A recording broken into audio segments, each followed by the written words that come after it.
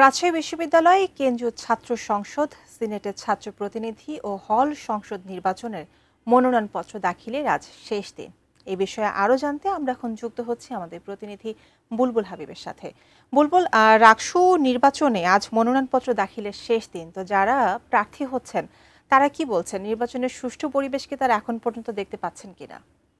রমিতা, প্রথমে একটু মনোনয়নপত্র দাখিলের খবর দিয়ে নিতে চাই যে আসলে যেহেতু সকাল ৯টা থেকে মনোনয়নপত্র দাখিলের কার্যক্রম শুরু হয়েছে এবং প্রথম ২ ঘন্টায় আসলে আমরা দেখেছি যে ৯টা থেকে ১১টা পর্যন্ত মাত্র একজন প্রার্থী তারা তাদের মনোনয়নপত্র দাখিল ২৯ জন প্রার্থী তাদের মনোনয়নপত্র দাখিল করেছেন। এখন আসলে উৎসবটা একটু বেড়েছে, বলা যায় যে শিক্ষার্থীরা একটু বেশিভাবে এসে কিন্তু তারা মনোনয়নপত্র দাখিল করছেন, মানে একটা যে জমজমাট ভাব সেটা কিন্তু এখন এই মনোনয়নপত্র দাখিলের জায়গায় তৈরি হয়েছে। আপনাকে একটু জানাই যে হলো মোট ৪৭৯ জন আসলে রাকসু এবং সিনেটের ছাত্র প্রতিনিধি পদে মনোনয়নপত্র উত্তোলন করেছেন এবং হল সংসদ পদে আসলে ৭৬৪ জন। ফলে এই যে মনোনয়নপত্র দাখিলের ব্যাপারটা যেহেতু পরে বাড়ছে এবং যারা প্যানেল ভিত্তিক রয়েছে ২১৪ জনের মতো তারা আজকে সারাদিন জমা দিবেন। ফলে যেহেতু হল সংসদের শিক্ষার্থীরা ১৭টি হলে তারা জমা দিচ্ছেন, এর বাহিরে যারা রাকসু এবং সিনেটে তারা এই কোষাধ্যক্ষের কার্যালয়ে জমা দিচ্ছেন।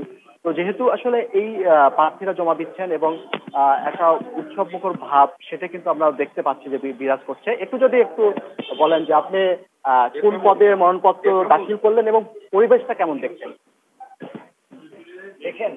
দেখেন, একটা ছাত্র সংসদ নির্বাচনের মাধ্যমে মূলত ছাত্রদের প্রতিনিধিত্বমূলক একজন ব্যক্তি আসে, যার মধ্য দিয়ে একটি প্রতিষ্ঠানকে একটি শিক্ষার্থী কিভাবে গড়তে চায় সেই স্বপ্ন বাস্তবায়ন করার সুযোগ হয়।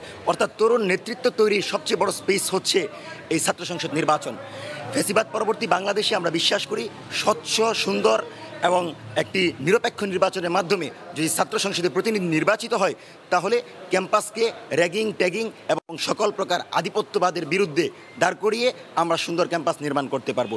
যেহেতু আপনারা অনেকে আমাকে চিনেন ব্যক্তিগতভাবে, জুলাইয়ের প্রথম সারিতে থাকার কারণে আজকে আপনাদের সকলের দয়া এবং একটাই উদ্দেশ্যকে ধারণ করে বিপ্লবের সর্বাত্মক সমর্থন দিয়ে এই ক্যাম্পাস নির্বাচনের পরিবেশ না, নির্বাচনী পরিবেশ তো অনেক ভালো দেখতেছি এই কারণে যে প্রশাসনের একটি অনবদ্য সিদ্ধান্ত যে ফার্স্ট ইয়ারের শিক্ষার্থীদেরকে তারা মাত্র ১৫ দিনের ক্যাম্পাসে প্রার্থিতা দিয়ে দিল, পাশাপাশি তারা সেখানে সুযোগ করে দিল।